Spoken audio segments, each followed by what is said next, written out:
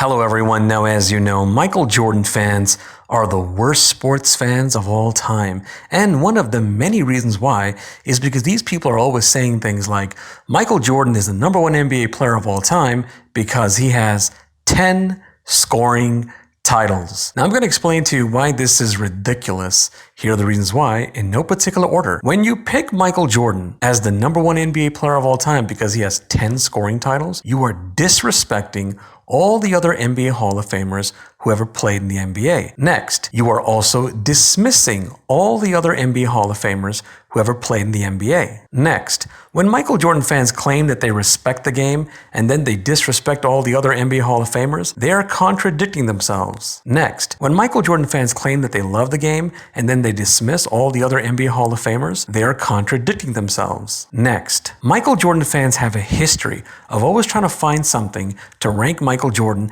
as the number one NBA player of all time. That right there shows you that they're not reliable. Next, understand why Michael Jordan fans are saying that Michael Jordan is the number one NBA player of all time because he has 10 scoring titles. It's because they're trying to find anything to rank him as the number one guy. That right there shows you that they're not reliable. Next, how do Michael Jordan fans explain that most NBA Hall of Famers, most NBA legends, most NBA scouts, and most NBA experts don't say things like, Michael Jordan is the number one NBA player of all time because he has 10 scoring titles? Next, how do Michael Jordan fans explain that Michael Jordan has never said that he is the number one NBA player of all time because he has 10 scoring titles? Next, Michael Jordan fans have a contradiction. They don't apply this type of thing to other things. So for example, they don't apply this to baseball players, they don't apply this to movies, they don't apply this to music, and there are more examples, but you get the point. That is a contradiction. Next, Michael Jordan fans have a contradiction. When they use scoring titles to rank Michael Jordan as the number one NBA player of all time, they don't use scoring titles the same way for the person they pick as the number 2 NBA player of all time and the number 3 NBA player of all time, and so on. That is a contradiction. Next, if they're going to go by scoring titles, why don't they go by other things that have to do with scoring? Why do scoring titles get elevated over other things? For example, why don't they go by the NBA's all-time leading scorer? Another example, why don't they go by totals in general? Another example, why don't they go by field goal percentage? And there are more examples, but you get the point. Next, Michael Jordan fans have a contradiction. They say that Michael Jordan was the best scorer in the NBA because he won scoring titles. So by their logic, when someone else wins a scoring title over Michael Jordan, they're a better scorer than Michael Jordan. But they don't say that they're a better scorer than Michael Jordan. That is a contradiction. Next, Michael Jordan fans have a contradiction. They're always saying things like statistics, accolades, awards, and all that don't matter if you don't win a ring.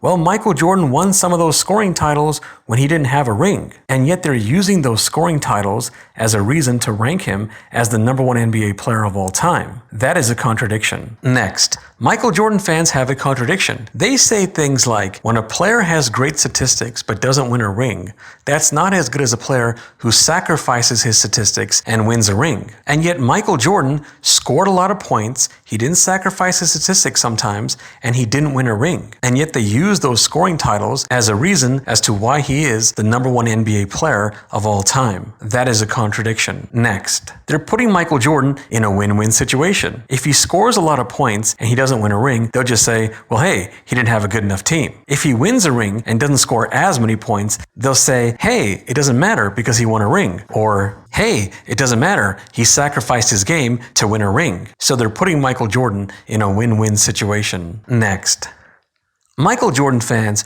are putting players in a lose-lose situation. If a player scores a lot of points but doesn't win a ring, they'll say, hey, well, it doesn't matter if that player scored a lot of points because he didn't win a ring. And then if a player does win a ring but doesn't score a lot of points, they'll say, well, hey, it doesn't matter if that player won a ring because he didn't score a lot of points. So they're putting other players in a lose-lose situation. Next, if Michael Jordan fans are going to go by scoring titles, they're going to have some more problems. For example, what if one guy has 14 scoring titles and another guy has 11 scoring titles, but the guy with 14 scoring titles scored way more points than anyone else, and the guy with 11 scoring titles only scored a few more points than everyone else? Which guy is better? Another example. Suppose one guy has 28 scoring titles and won 0 rings, and another guy has 1 scoring title but won 28 rings. Which one is better? Next, Suppose one guy won 70 scoring titles, but each season he missed lots of games. And another guy won 49 scoring titles, and each season he didn't miss that many games. Which guy is better? And there are more examples, but you get the point. Next, if they're gonna go by scoring titles,